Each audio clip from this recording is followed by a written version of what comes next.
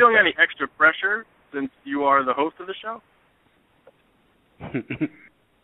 I look, it was so much fun to be the host of the show, and in a way I felt like my voice at the critics' table was almost there for the chefs. I felt like I wasn't there to sort of tell them what they did wrong about their food. If anything, I was to plead their case to the critics and to try and justify why, what ended up on the plate is in front of us. And it's always very difficult. You don't understand the inner workings of, what's happened, in the specific, especially seeing we're putting them under such pressure with the different challenges. And sometimes you get a plate of food in front of you and you think, well, why have they done that? And, I'd always try and fight the corner, as it were. And as a chef, whose opinion do you value more, fellow chefs or a food critic? That is a great question. Yeah, isn't it? Isn't it a great question? I put you on the spot. I'll tell you this. I just felt a little bit of electricity. There's nothing more nerve-wracking than cooking for other chefs, apart from cooking for critics that hold your career in your hands.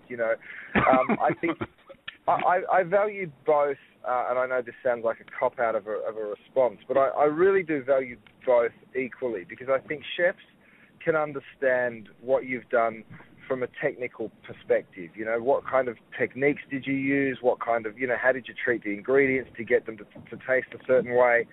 So they look at it more from a technical perspective, but then critics look at it from the diner's perspective. And I think that is probably maybe even slightly more important, because, you can impress a chef, but at the end of the day, they're not your customers. Diners are. And, critics look at it purely from their experience, and that's really what matters. That's true, and that was a good answer. You're such a diplomat. I vote for Curtis Stone for president. But also to add to that, I think Ruth, perhaps you'd agree. I think that we as critics also, we're also cooks, and we tend to know. I wouldn't say necessarily a chef's level of knowledge or have a chef's level of knowledge about cooking, but we also factor into our reaction to a particular dish, concerns like, I wonder what happened with the technique here. I feel in my gut that probably the oil was a little too hot, or this protein that was added maybe was a little too cold, and thus this didn't work out that way. It didn't work out the way it should in the final dish. But, I don't know, Ruth, would you agree? Well, certainly you factor in technique. I would say the real difference is that as a critic, you're trained to transcend your own taste. Mm-hmm, that's true. You come to every dish with an open mind, and it's not about, do I like this or do I not like this? It's, does it work? And you're looking at it in a very different way. Mm-hmm. Mm-hmm. And you're always trying to kind of like battle that thing in your mind that's like totally falling in love with a particular dish or a particular part of a dish, and still retain that openness, so you can really, really examine it as in as open and egalitarian a way as possible. And not just because they're on the other side of this phone, but working with these guys really blew me away. The knowledge, the wealth of knowledge of, both the critics that you're talking to right now and some of the other guests that we had on the phone, had on the show was just phenomenal. I don't think there's a dish that I could throw at Ruth that she couldn't tell me from what era it came from and who was the first to cook it and who made it famous. And knowledge like that about food is just so important, because I always say to people, I can teach you how to make one dish, but you really have to understand the background of it and the entire life of that dish, because it's that knowledge that helps you understand how it should be treated and how it should be cooked. And I think that's why the most successful critics are the most knowledgeable. We take our jobs really seriously. We're never, ever, ever out to hang anybody. We feel, as I was saying much earlier, incredibly lucky have the jobs that we do have, and we always, strive to maintain the completely highest, cleanest standards possible. Yeah, and there's also something about criticizing. I mean, these are very high-level chefs we're talking to. Yeah. And they know when they haven't done it right. So it's almost a matter of respect to be really open about the fact that, this dish didn't. I mean, they're not fooled by their own mistakes. I mean, they know it. So true.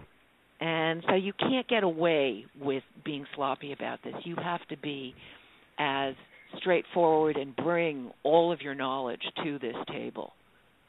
So true. That's a good segue, because I was going to ask you, with the talent level, the chefs being so much higher this season, do you find that the contestants were a little bit less receptive to your feedback? No, not absolutely not. I think,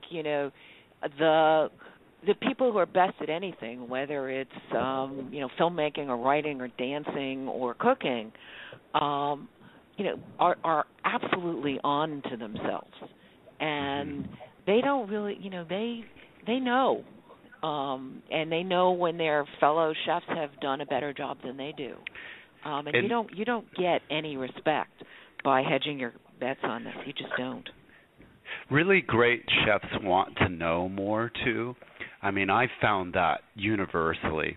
They are such perfectionists at their craft that they are open to criticism. They want to hear.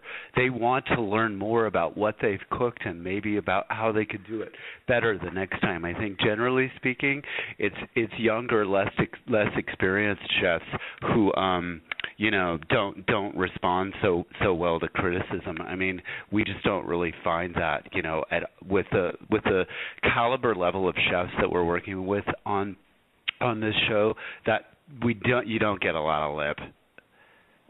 Yeah, and look, what was really interesting? We did a quick fire challenge where we had all of the chefs actually rank from best to worst all of the dishes that were done, and they had the opportunity to rank themselves as the best dish, and there wasn't a single chef that did rank themselves as the best dish. So I think that goes to show just how modest and humble these guys are. So interesting, right? Yeah. I got one last question. It's for Curtis.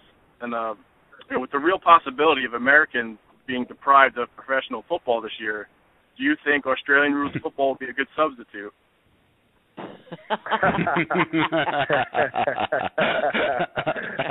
Dear. I played Aussie rules football, believe it or not, when I was a bit younger, and it's a great sport, but I love American football too. So I don't know how well. I don't know that it'll go down that well. I think we'll get American football.